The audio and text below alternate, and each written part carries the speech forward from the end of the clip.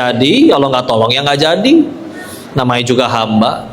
Yang kita tahu kalau Allah benci sama kita, udah mati dari dulu. Tapi nanti orang ngehina gimana? Ya udah, alhamdulillah surga kita nggak di mulut orang. Terus kita mau dakwah salah nyampein gimana? Nih banyak ustadz, saya salah ngomong pasti dibenerin. Kalau saya dikoleksi terus ngambek, ya berarti niatnya salah dakwahnya. Santai weh, udah istilah lempeng, ya. Maka yang penting itu ya, yakin kehadapan Allah ya. Bu, kalau ada satu yang pasti ngejar kita selain ajal dan pasti ketemu kita, yaitu satu, rezeki. Tinggal kita pilih mau dapat rezekinya dengan cara apa, jadi dosa atau jadi pahala. Banyak dikit terserah Allah. Tahu cerita bapak-bapak jatuh ke sumur? Bapak-bapak kecemplung sumur, minta tolong diturunin timba. Ada yang tahu timba nggak? Ya kelihatan umurnya berarti ya, nggak tahu timba. Sekarang udah agak susah nyari timba soalnya. Ya, terus naik dia ke atas biar tenang, dikasih dulu segelas susu. Begitu udah tenang baru ditanya, bapak kenapa bisa jatuh? Dijawab, bentar ya saya peragain. Tadi saya berdiri di sini nih, terus kepleset jatuh lagi. Tapi jatuh yang kedua meninggal. Apa hikmahnya? Hikmahnya si bapak tadi masih punya rezeki satu gelas susu lagi. Makanya udah nyampe tempat matinya juga dia naik dulu. Begitu beres dijemput, ya sudah, selamat mati, balik lagi dia ke situ.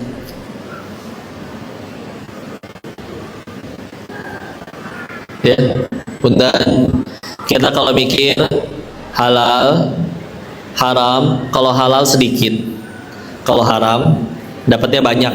Suka ada yang mikir gitu ya, kalau halal ketakar kok sebulan segini ya, kalau haram bisa dapatnya banyak ya. Punten, kita lurusin ya. Kalau kata Allah rezeki ibu bulan ini 1 miliar bu, mau halal mau haram tetap 1 miliar nominalnya. Serius. Kisahnya dari Ali bin Abi Thalib radhiyallahu anhu. Beliau pernah meminta seorang pemuda untuk mandiin kudanya. Ditinggal sholat, beres sholat kudanya ada, tapi pemudanya hilang. Gak cuman pemudanya yang hilang, dudukan empuknya tuh yang nyambung ke pijakan kaki, pelananya hilang. Ya sudah, beliau tarik kudanya pergi ke toko kuda, pengen beli pelana baru. Nyampe salah satu toko, kayak kenal tuh pelana punya beliau. Tanya ke yang punya toko, Pak, dapat dari mana itu kuda, pelana? Ada pemuda yang jual. Boleh tahu Pak, kasih duit berapa ke pemuda itu? 1 dirham. Kata Sayyidina Ali dalam hatinya, demi Allah yang jiwaku dalam genggamannya, beres sholat pun aku pengen kasih dia 1 dirham. Sama tidak nominalnya? Sama. Tapi pemuda nggak sabar. Wah, ditinggal sholat nih. Yang sholat sahabat Nabi pula, nggak mungkin kuliah kulhu, pasti lama nih. Nggak kayak kita. Maka ya udah dicolong, siapa tahu duitnya lebih cepat, 2 juga lebih gede, colong. Keliling sekian banyak toko, jawabannya sama semua. Dek, mau enggak, kalau mau nih 1 dirham, kalau enggak bawa ke toko lain. Kata Allah rezekinya 1 dirham. Kata beliau akhirnya, ya udah daripada nggak laku, udah sini Pak 1 dirhamnya. Tapi dia dapat 1 dirham plus dosa. Kalau dia memilih sabar, dia dapat 1 dirham plus pahala. Mana yang lebih untung? Plus dosa atau plus pahala? Kok yang korupsi betulan banyak duitnya? Betulan bisa beli makan loh, beneran bisa bayar SPP loh, beneran bisa bangun villa loh. Yuk, kata Nabi, rezeki manusia cuma 3. 1, yang dimakan jadi kotoran. 2, yang dikenakan jadi usang. 3, yang diinfakkan di jalan Allah. Harus hafal. 1, yang dimakan. 2, yang dikenakan jadi usang. 3, yang diinfakkan di jalan. Ini susu boleh saya minum? Boleh saya bawa pulang aja nggak? Berarti punya saya ya? Rezeki saya nih Bu, ternyata di jalan tumpah diminumin kucing, berarti rezeki siapa? Saya cuma disuruh nganter. Sebelum lewat sini belum tentu jadi rezeki kita. Lagi, ibu punya kulkas, di dalamnya ada migar, minuman segar. Boleh dong disingkat ya. Ya. Ponakan datang diminumin semua, habis satu kulkas. Rezeki ibu yang beli kulkas dan isinya atau rezeki ponakan yang minum? Kita we ngaku-ngaku, kan kulkas saya kok. Yang beli isinya saya. Sebelum lewat sini belum tentu jadi rezeki kita. Lagi, ibu punya rekening, punya buku tabungan, baca buku tabungannya nangis atau sedih atau bahagia? Tergantung tanggal. Oke, ya. Anggaplah ternyata buku tabungannya happy ending, nilainya bagus, saldonya banyak. Anak nelpon, "Mah, ya Dek, aku belajar nyetir nabrak mah." "Hah, kamu nggak apa-apa Nak?" "Nggak apa-apa Mah, tapi harus ganti rugi." "Berapa Nak?" 4 miliar mah. "Hah, kamu nabrak apa sih?" "Nabrak BMW 7." Jewer, kenapa nggak nabrak pohon toge aja? Hah? Atau angkot kayak yang murahan dikit misalnya. Ternyata dibayarin ke bengkel, berarti jadi rezeki kita we ngaku-ngaku. Yang lebih nyata, ada temen nih, izin, waktu dulu masih tinggal di Thailand, dia salah jalan juga, cuman dia jadi bandar narkoba. Mohon maaf ya, kita ambil hikmahnya aja, saya tidak sebut nama, tidak sebut ini. Terus dia bilang suatu saat saya mau berhenti nabung, terus saya pengen senengin mama saya, orang Bogor juga, dan cepat kaya tentu, punya ruko, punya kendaraan, cepat, alhamdulillah. Alhamdulillah, astagfirullah ya. Terus ya, dan ini agak beda, ini dia bandar narkoba tapi nggak main perempuan, nggak minum minuman keras, nggak main judi. Masalah dia cuma satu, narkoba doang, karena kan harus quality control tiap hari ya, service excellence ya. Terus suatu ketika dia dikhianati, pacarnya kabur sama laki-laki lain, dia ketangkep, dicepuin bahasa gaulnya ya. Ditangkap, nggak betah dong ditangkap, dia nego sama yang nangkep. Saya nyebutnya oknum ya, karena demi Allah pasti masih banyak pihak berwajib yang soleh, itu aku yakin pasti masih banyak.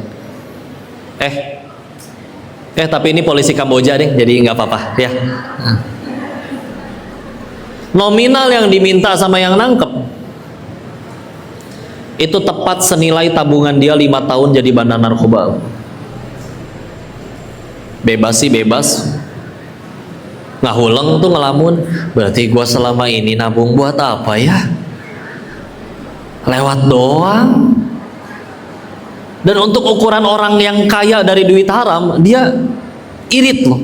Sendal nggak bolong nggak ganti, handphone nggak pecah nggak ganti, baju belel kucel nggak ganti, cuman pindah shift aja. Tadinya dipakai main, sekarang dipakai tidur. Saking ku irit dah.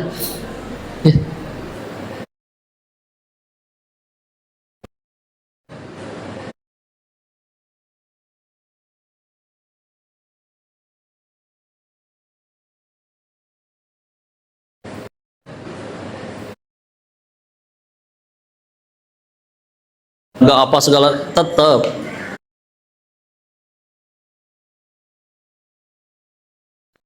nggak apa segala, tetap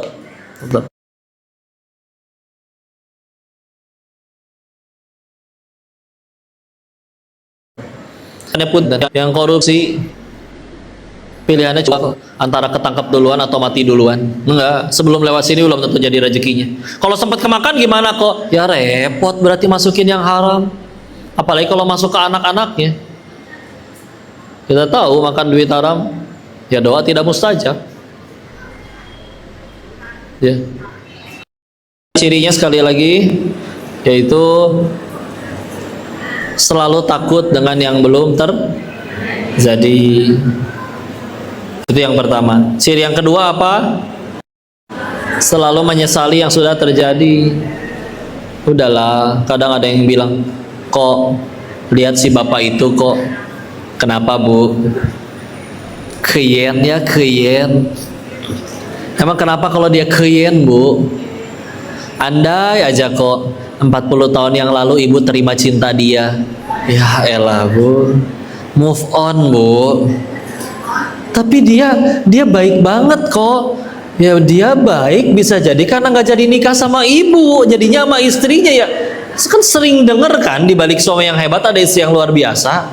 Terus kan dulu ibu udah minta yang terbaik, nggak jadi, ya udahlah, Bu. Move on. Ya. Ini kisah nyata, Bu, serius. Ibu-ibu naik ojek online, begitu turun langsung dikasih lihat, nih ya bintang 1. Astagfirullah, Bu, saya salah apa? Jemput tepat waktu, bawa nggak ugal-ugalan, nyampe selamat, helm 2 ya, Bu ya. Ibu pakai yang baru, saya pakai yang bau. Bu, kenapa saya bintang 1? Ibunya lepas helm. Dulu kamu mutusin saya, tahu nggak? Mantan ya, cek aing.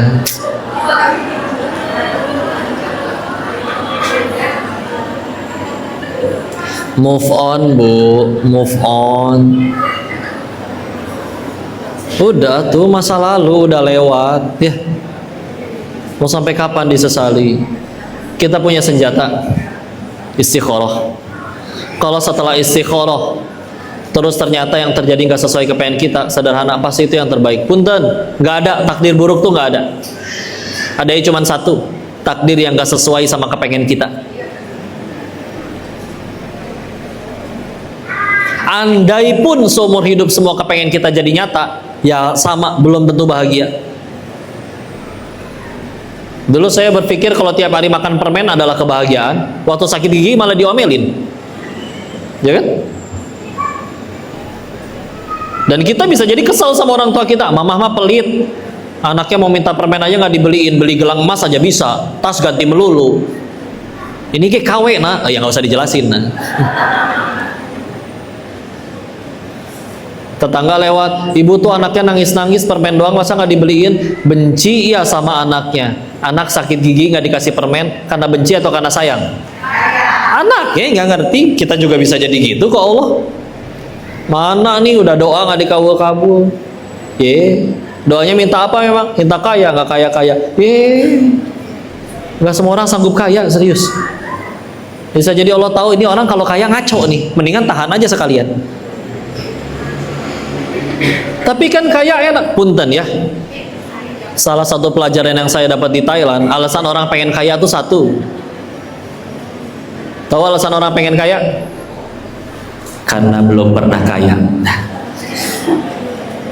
Serius. Ibu hari ini terima duit 100 juta, senang nggak? Senang ya. Punten, selagi judulnya dunia bisa bosan, Bu. Kalau ternyata nanti ibu ada takdirnya setiap hari terima duit 100 juta bertahun-tahun, demi Allah ibu bisa bosan, serius. Kalau ada yang berkata, masa iya kok dapat duit 100 juta per hari bosan? Kalau ada yang ngomong gitu, punten, berarti ibu belum pernah sekaya itu.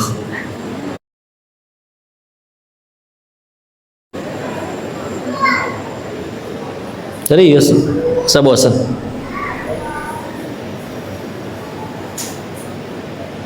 Nggak bosan satu, tambah dekat sama Allah. Makanya kita samakan dulu definisi nikmatnya. Kalau bagi kita nikmat itu apapun keinginan kita terkabul jadi nyata, pengen mobil dapat mobil, pengen tas dapat tas, naik jabatan nggak akan bahagia.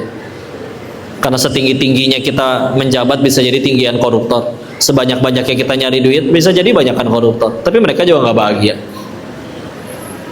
Stres gimana nyembunyiinnya. Beli villa nggak bisa pakai nama dia, pakai nama si bibi yang jaga. Siapa yang paling nikmatin villanya? Si bibi. Tiap sore berenang di puncak, seger, hidup teh enak, ya Allah. Lari-lari di taman tiap sore, mama, bibi, nanti malam kita mau tidur di lantai berapa sayang? Indah ya Allah. Orang menginap bayar 15 juta, dia mah dikaji. SHM-nya atas nama dia, si bibi nggak tahu. Token habis tinggal telepon dan dia nggak akan dihisap. Indah, Bu. Makanya pengen hidup enak, pengen bahagia mah bismillah, tinggal di puncak aja jaga villa ibu ya. Yang punyanya belum tentu datang setahun sekali. Tiap bulan gaji karyawan, token habis ditelepon, dan gak mungkin punya villa ngisi token 20.000. Mungkin, tensin bro. Yang paling repot dihisab. Ya Allah. Jadi tenang, jangan hilang yakinnya, dan begitu aja. Udah Allah tentuin siapa yang paling beruntung, yang paling banyak amal solehnya buat pulang bekal ke hadapan Allah. Dan nikmat itu ternyata bukan sekedar keinginan terkabul. Nikmat itu kita harus sepakat ya, nikmat itu adalah apapun yang bikin kita tambah dekat sama Allah. Berarti musibah apa? Kebalikannya, apapun yang bikin kita tambah jauh dari Allah. Motor hilang, nikmat atau musibah? Ujian. Bisa jadi nikmat, bisa kalau setelah motornya hilang jadi ke masjid melulu. Nah, Allah tahu motornya dipakai kemana aja. Gara-gara motornya hilang jadi paling dekat masjid, masjid lagi. Koruptor 10 ditangkap 1, kan ngambek dia. Kenapa teman saya yang 9 gak ditangkap? Begitu jalanin masa hukuman, begitu bebas bertahun-tahun kemudian, diwawancara sama wartawan. Gimana Bu perasaannya jalanin hukuman? Wajah tenang, teduh, senyum lembut sambil dijawab, Alhamdulillah. Alhamdulillah, waktu ditangkap ngambek. 1, gara-gara ditangkap, jadi saya berhenti nyolong. Kebayang saya nggak pernah ditangkap, mungkin sampai hari ini saya masih jadi maling. 2, jadi kenal Allah, karena di dalam ngaji lagi, di luar mah banyak yang ngajak ngaco. 3, lumayan DP, gugurin dosa. Kebayang saya nyolong nggak pernah dihukum, dibalasnya sekalian semua diborong setelah mati. Ih, repot. Untung udah ke DP duluan, saya selamat daripada teman-teman saya. Oh iya, tolong bilangin ya sama yang waktu itu laporin saya, bilangin makasih gitu. Makasih udah laporin saya, jadi aja saya ketangkep. Maaf saya nggak bisa balas apa-apa, mudah-mudahan saya bisa jadi pahala jariah bagi beliau. Yang ngambek wartawannya, kenapa jadi soleha begini? Saya mau jual berita apa Bu? Ya udah. Ternyata ketangkap itu nikmat pertolongan. Cuman kenapa waktu itu dia ngambek? Waktu ketangkep Tuhannya duit, bukan Allah. Buktinya ketinggalan sholat gak nangis, hilang duit baru nangis. Sama, naik jabatan juga, berkuasa nikmat belum tentu ya. Apalagi yang ketika ketinggalan sholat nggak nangis, gagal nyalek gila, ya udah repot itu ya. Itu nikmat. Latihan lagi ya, Bu. Ini kan orang tua murid ya, berarti udah nikah semua ya.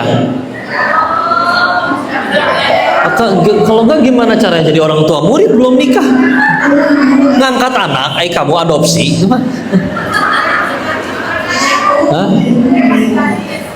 Oh umum. Oke. Yang udah nikah ya. Bentar.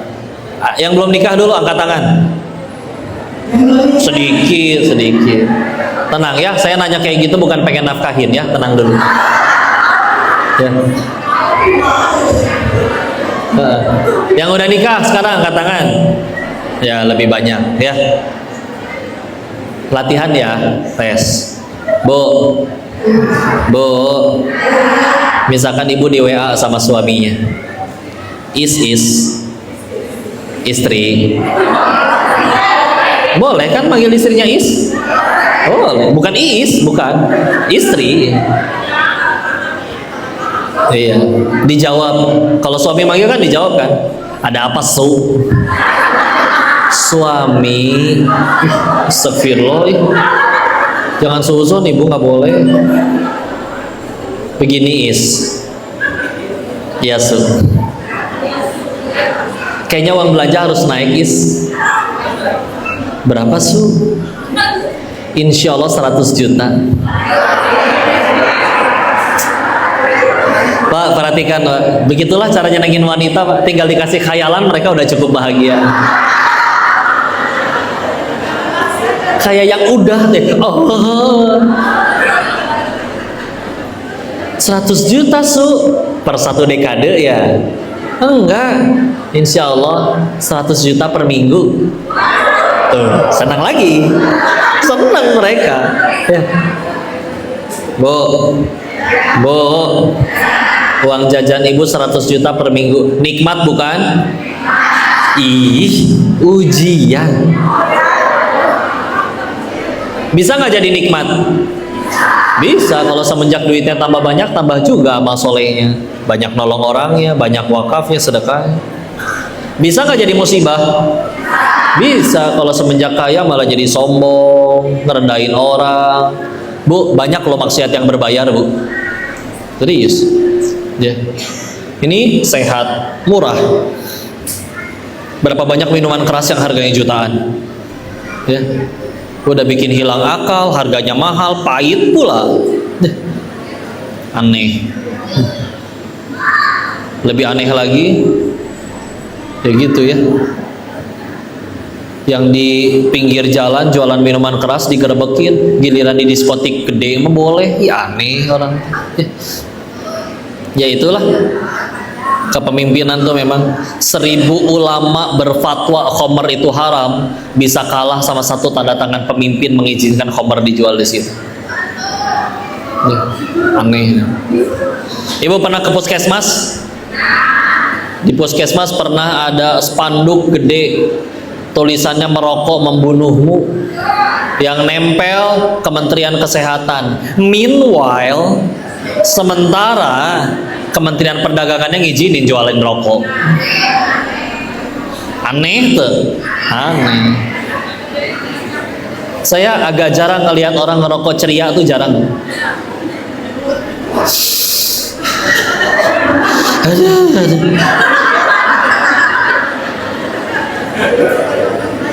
Sedot, isep, sedot, isep.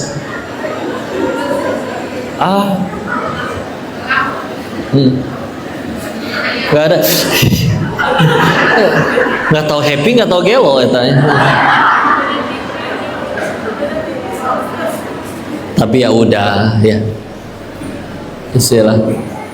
Jadi nikmat mah itu bisa jadi nikmat, musibah tergantung kita mau pakai jadi apa. Ini lagi kayak begini bismillah. Yang paling penting apa? Jangan hilang yakinnya sama Allah. Bahkan harus bisa jadi momentum kita tambah dekat sama Allah. Setelah itu baru ikhtiar. Bu, beda ikhtiar tapi nggak nyari Allah dulu sama ikhtiar setelah sujud dulu ke Allah, perbanyak amal soleh dulu ke Allah, perbanyak baca Qur'annya, perbanyak sedekahnya, perbanyak istighfarnya. Beda Bu ikhtiar setelah itu. Karena ini kejadian masalah ini Allah yang ngizinin. Bisa jadi pertanda biar kita tambah banyak sujudnya. Punten, kita emang udah jadi manusia yang kayak gimana selama ini? Kalau sahabat Nabi yang 10 sahabat yang dijamin surganya, mereka dijamin surganya, besoknya ibadahnya tambah taat. Kita, jangan kita lah, saya, kalau tiba-tiba ada suara dari langit, kok nanti kamu mati ke surga, kayaknya saya besok gak mau sholat subuh. Ya begitulah, berarti kita kualitasnya kayak begitu kan? Kayak tadi, ibu punya teman yang happy-happy sama yang ono, ada masalah ke ibu. Bukannya kita juga suka gitu ke Allah? Kalau senang-senang sama teman-temannya aja, giliran ada masalah teman-teman gak bisa minjemin duit, baru sujud. Ya Allah, kemana wae Bu?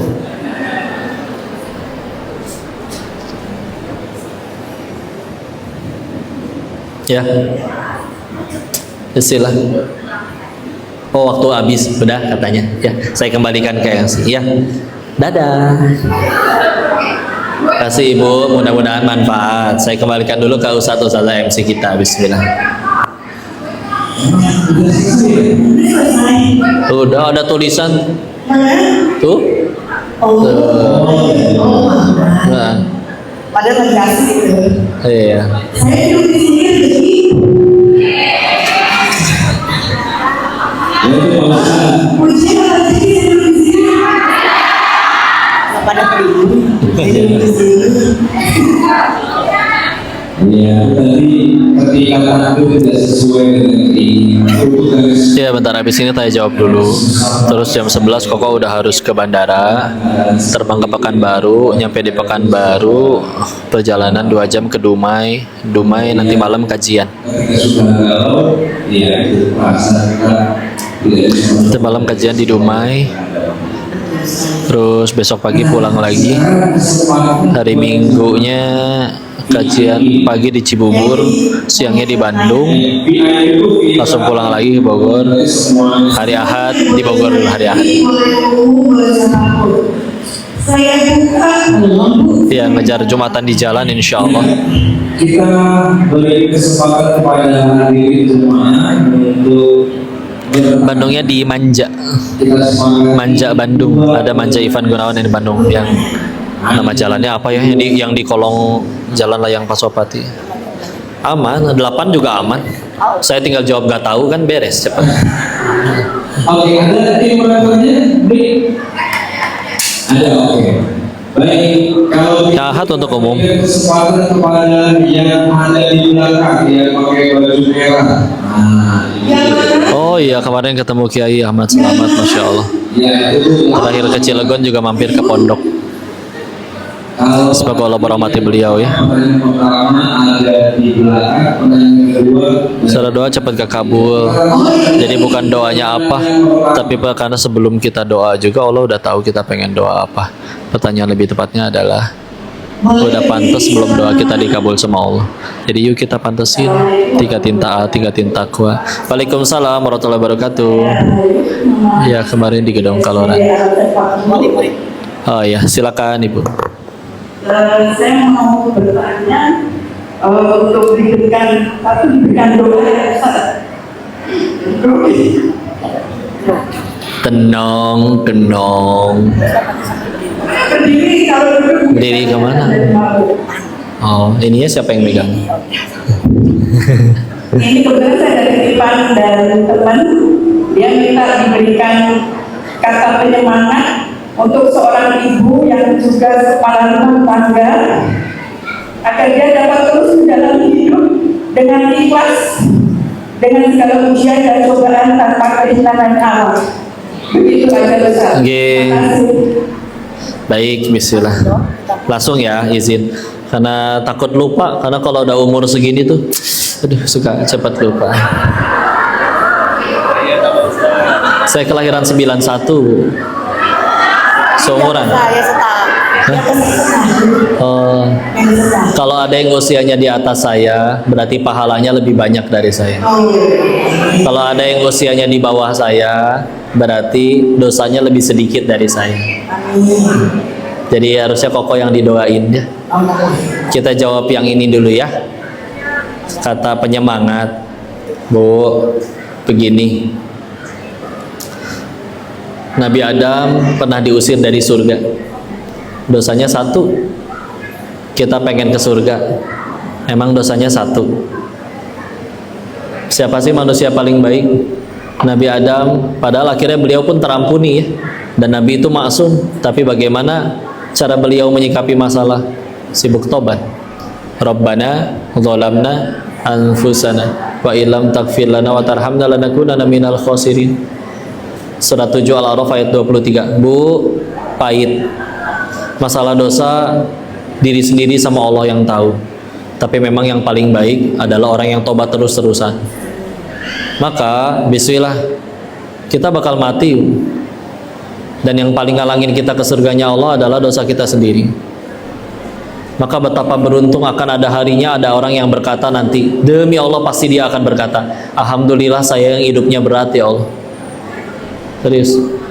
Karena izin ya Bu, kalau suatu saat kita akhirnya berhasil nyampe surga, punten, bisa jadi bukan karena ibadah kita. Kita jujur kok ibadah kita kayak begitu. Zuhur 2:30, asar 5:30 gara-gara nanggung 2 episode lagi. Sholat lupa rakaat melulu. Tapi karena apa kita masuk surga? Bisa jadi kita nyampe surganya karena sabarnya ibu ngadepin ujian di dunia. Kadang saya suka ngelamun, ngebayangin nanti hari akhir gimana pahitnya. Tapi kadang suka mikir juga, kita lagi pada antri nih, terus tiba-tiba ngelihat, aduh, itu orang hukumannya parah amat teh. Ustaz, dia dosa apa Ustaz? Dosa ini kok, aduh mana saya juga pernah lagi. Wah, mana belum sempat tobat, gimana nih? Pas giliran kita masuk pengadilannya, tahu-tahu ada suara, lolos. Kok lolos? Kan di dunia kamu udah jadi single parent, suami muntah kemana? Tapi kamu sabar. Kan kamu menanti keturunan sampai belasan tahun tapi tetap ikhlas. Kan kamu suaminya main slot tapi kamu sabar melulu. Kamu pikir itu semua sia-sia? Enggak ada yang sia-sia urusan sama Allah. Punten. Pahala itu enggak cuma didapat dari ibadah mahdoh. Ibadah mahdoh itu ibadah yang ada tata cara bakunya. Sholat, harus ngadep kiblat, tutup aurat. Tapi ada ibadah ghair mahdoh, yaitu ibadah yang ya tadi sabar, terima takdir dari Allah. Jangan dikira sia-sia itu. Bisa jadi pertanyaan tadi yang sedang alami, dia surganya lebih terjamin daripada kita semua yang duduk di sini. Jadi bismillah, jangan sia-siakan. Wallahu a'lam bishawab. Terima kasih. Ya, begitu proses pembahasan ya. Kalau disampaikan kepada temannya ya dari doa. Baik, selanjutnya Bu. Si buburnya di hotel apa gitu, nikahan sih itu sebetulnya. Kalau khotbah nikah, Ada doa dikasih jodoh boleh ya. ya silakan Bu berdiri. Namanya siapa? Rahma. Bismillahirrahmanirrahim. Bentar ya, kok jawab yang di sini dulu ya. Waalaikumsalam warahmatullahi wabarakatuh. Saya ini ibu rumah tangga. Ya. Dulu bekerja. Kadang-kadang menjalankan sesuatu itu menjadi ibu rumah tangga sudah sangat ikhlas. Tapi ada masa di mana kadang-kadang merasa capek, lelah, dan menggerutu di dalam hati. Aduh, kalau gini kerja aja deh, ngapain jadi ibu rumah tangga begitu. Saya mau tanya, hakikat ikhlas dalam konsep ikhlas itu seperti apa? Apakah jika saya menggerutu seperti itu, pahala ikhlas saya yang sebelum-sebelumnya akan hilang? Ustaz, terima kasih. Assalamualaikum. Istilah kalau ditanya tentang ikhlas sih seperti surat Al-Ikhlas, tidak ada kata ikhlas di dalamnya. Ya. Maka yang tahu siapa? Diri sendiri sama Allah. Allah udah nilai. Kita nggak pernah disuruh nilai hati orang. Tapi memang kalau udah ke Allah, kenapa bisa lebih legowo, lebih enak? Karena kita sedang berurusan sama sesuatu, sama zat yang nggak mungkin menyia-nyiakan gitu loh. Coba ada orang kerja demi orang, demi duit, duit yang nggak dapet ngambek. Atau ternyata orang yang nggak terima kasih, padahal kita udah jukir balik ngambek. Tapi kalau ke Allah, Allah kan nggak mungkin nyia-nyiain. Perkara ada orang menyingkirkan rintangan ranting pohon ngalangin jalan, Nabi diperlihatkan orang itu sedang menikmati surganya Allah. Gara-gara minggirin ranting jalan, nggak ada yang muji, nggak ada yang ucap terima kasih. Karena kalau ditanya tentang cirinya ikhlas, ada orang, tidak ada orang, sama saja. Kenapa bisa ada orang, tidak ada orang, sama saja? Kenapa? Karena tujuannya Allah enak. Nyari nafkah, masakin suami, nolongin temen. Kalau yang dinilai ada, yang dikejar adalah apa yang ada di sisi Allah, mau suami nggak muji ke, udah capek-capek masak nggak dimakan ke, anak suatu saat ngebantah ke, teman malah nggak balas budi ke, urusan dia sama Allah. Urusan aku kan ngejar apa yang di sisi Allah. Jadi ketika kita memindahkan harapannya nggak ke makhluk tapi ke pencipta makhluk, ya ikhlasnya lebih mudahnya kayak gitu.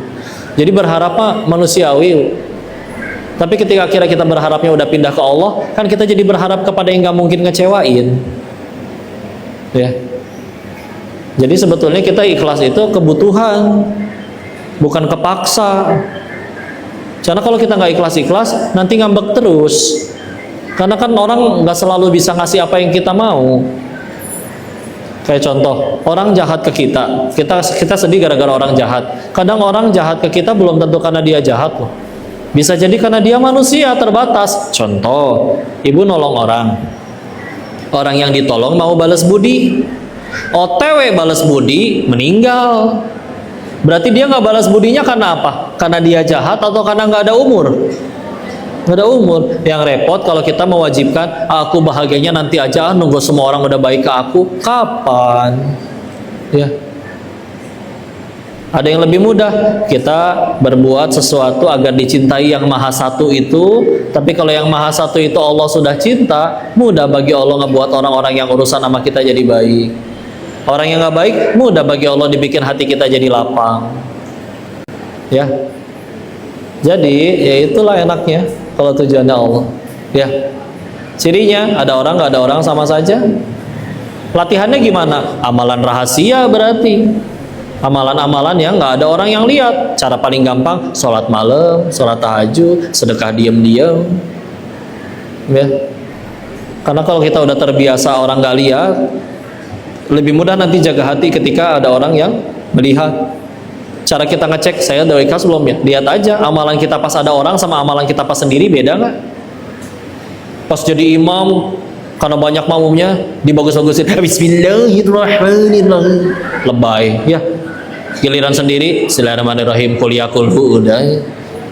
Sekalinya ganti, ina atau ina. Ya. Jadi itu cirinya wisilah. Jadi gitu. Justru kita yang butuh kepada keikhlasan. Bahkan Imam Syekh Ibnu Taimiyah As-Sakandari dalam Al-Hikamnya kan menyebutkan di hikmah nomor 265-nya, bagaimana engkau akan meminta balasan atas ibadahmu sedangkan engkau bisa ibadah pertolongan dari Allah. Bagaimana kau mengharapkan ganjaran atas keikhlasanmu sedangkan kalau kamu bisa ikhlas itu pun Allah yang kasih hidayah. Jadi ya istilah ini ikhtiar kita aja untuk mendahulukan Allah, karena dengan akhirnya ke Allah kan ya itulah Islam. Aslama yuslimu, berserah, melepas. Ternyata bahagia itu bukan punya segala-galanya, tapi ternyata bahagia itu melepaskan segala-galanya. Tinggal Allah aja di hati, pemilik segala-galanya. Karena hati kita kecil segitu-gitunya, tapi semuanya kita taruh situ. Hartaku, jabatanku, popularitasku, pantesan enggak ditaruh di situ semua sih. Terus harusnya apa yang ditaruh? Pemilik segalanya aja, jadi lapang. Ya. Wallahu a'lam bishawab. Mudah-mudahan bisa menjawab pertanyaan. Mangga.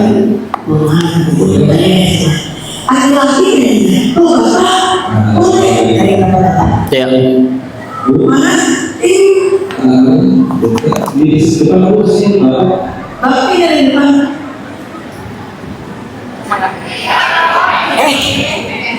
Istilah semoga jadi taubatan nasuha.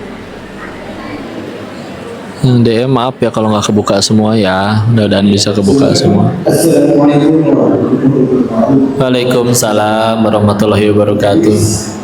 Saya ingin nanya, apa yang menghalangi kita dekat dengan Allah? Apa saja? Assalamualaikum warahmatullahi wabarakatuh. Baik, bismillah. Yang menghalangi kita kepada Allah, ya yang paling utama dosa. Surat Hud surat ke-11 ayat 114. Innal hasanat wa yuzhibnas sayyi'at, bahwa kebaikan itu menghapus keburukan. Atau dari hadis bahwa iman itu yazid wa yamkus, bertambah dan berkurang. Kapan bertambahnya? Penjelasannya apa? Di hadis tersebut, ketika bertambah ketaatan, iman bertambah. Ketika bertambah keburukan, bertambah kemaksiatan, maka juga bertambah kemaksiatannya, lebih sulit untuk taat. Karena taat itu ada nikmatnya, Pak. Maksiat juga ada nikmatnya. Kalau kita diem di tengah-tengah, kiri kanan nggak nikmat nanti. Ibadahnya nggak nikmat, gara-gara inget dosa, pengen ngelakuin lagi. Maksiatnya juga nggak akan nikmat. Aduh, keminum nih khomernya. Berapa hari ini saya nggak diterima sholatnya. Yang lain mah party, dia stres. Maka terbaiknya gimana? Taat sekalian, ya. Apalagi memang kita aslinya disuruhnya wa ma umiru illa liya'budullaha mukhlishina lahuddin, dan tidaklah ternyata kita itu diperintahkan untuk ya ibadah murni hanya kepada Allah, tidak dicampur-campur kepada yang lain, ya. Atau surat 13 ayat 28, ala bidzikrillahi tatmainnul qulub, hanya dengan mengingat Allah hati jadi tenang, tentram. Berarti kalau hati nggak tenang, nggak tentram, sederhana, pasti lagi nggak ingat Allah, ya. Atau kalau dapat kebaikan, An-Nisa 79, ma asobaka min hasanatin famin Allah, wa ma asobaka min sayyiatin famin nafsik. Kalau ada kebaikan datangnya dari Allah, kalau ada keburukan dari dirimu sendiri. Yang lebih tegas, surat 42 Asyura ayat 30, ma asobakum min musibatin fabima kasabat aydikum wa ya'fu an katsir. Kalau ada kepahitan yang kamu terima, itu datangnya diundang oleh tanganmu sendiri. Wa ya'fu an katsir, tapi Allah lebih banyak memaafkan.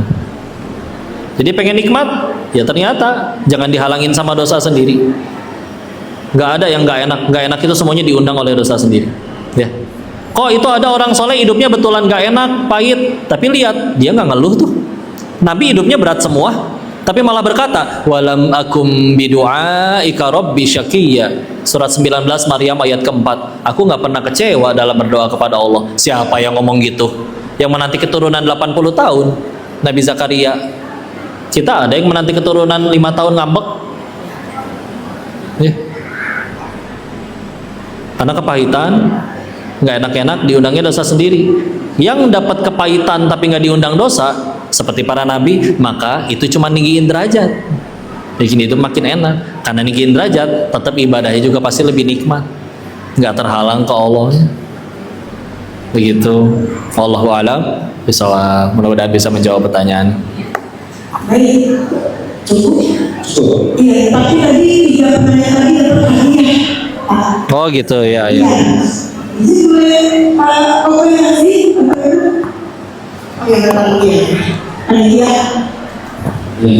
Tanggal 14 pokok di Bandung jam 2 di Manja Bandung, Manja Ivan Gunawan. Kajiannya di store-nya. Nggak tahu itu harus daftar dulu atau tinggal datang, tapi gratis kok, tinggal datang aja. Kalau daftar pun lebih ke takut tempatnya nggak muat sih. Ya, Bapak Ibu hadirin sekalian. Sekarang lagi di Cilegon, Al-Azhar Cilegon. Yang pertama tadi Mama Asya mendapatkan 1 voucher menginap di Hotel Aslo Cilegon dengan rupiah ikut request Bapak One Night Stay. Orang kalau udah meninggal dia di alam barzakh, alam kubur. Dia bisa bertanya dan menantikan, mana ya anak-anakku kok nggak ngirimin doa, nggak mendoakan ampunan. Tapi itu yang mereka butuhkan. Kalau datang ke rumah terus ngecekin, setahu kok sejauh ini ngaji nggak bisa, karena dia sudah di alam barzakh. Waalaikumsalam warahmatullahi wabarakatuh. Kalau dia udah jadi orang yang baik, dia lagi nikmatin nikmat. Tapi kalau dia jadi orang yang buruk, dia lagi dibalas, dapat hukuman dari kelakuannya. Boro-boro untuk pulang lagi ke dunia. Kalaupun ada yang ngaku-ngaku terus kesurupan, ngaku-ngaku tentang aku kakek kamu. Nah, manusia itu didampingin bangsa jin, disebutnya korin. Nah, korin itu ya jin, nggak semuanya taat. Ada jin yang taat, ada jin yang tidak taat. Kalau jin yang tidak taat, ya dia gitu, gangguin orang-orang anak cucu keturunannya. Niatnya gangguin apa? Ya biar supaya manusianya jadi nggak nyari Allah. Pernah ada keluarga yang cucunya suka kesurupan, terus ngaku-ngakunya itu adalah kakeknya, padahal kakeknya udah meninggal. Ya. Niatnya apa? Ya niatnya akhirnya keluarga itu yang tadinya kalau ada masalah ambil wudhu, sholat, sekarang kalau ada masalah nunggu si anak kesurupan, nanya ke yang kesurupan. Berarti kan hilang kan tauhidnya. Itu tujuan dia, tujuan bangsa jinnya. Jadi itu mah mungkin jinnya, jin korinnya. Ya. Yang meninggalnya mah udah di alam yang lain. Ya, Amin, amin ya rabbal alamin. Cara doa yang baik ada adab-adabnya. Selesai sholat dalam keadaan berwudu, menghadap kiblat, memuji Allah dulu, bersolawat dulu, bersyukur dulu. Lihat Al-Fatihah. Al-Fatihah 7 ayat. 5 ayatnya memuji Allah, permintaannya cuma 2 ayat terakhir. Ya. yang telah mengisi pengajian pada pagi hari ini. Ntar ya ada penyerahan simbolis dulu. Ibu Ketuanya Siswa Nazar Pramudian, Ibu Desi Sudawati mengeluarkan simbolis. Hasil karya anak kami. Masya Allah, makasih. Ya, sebuah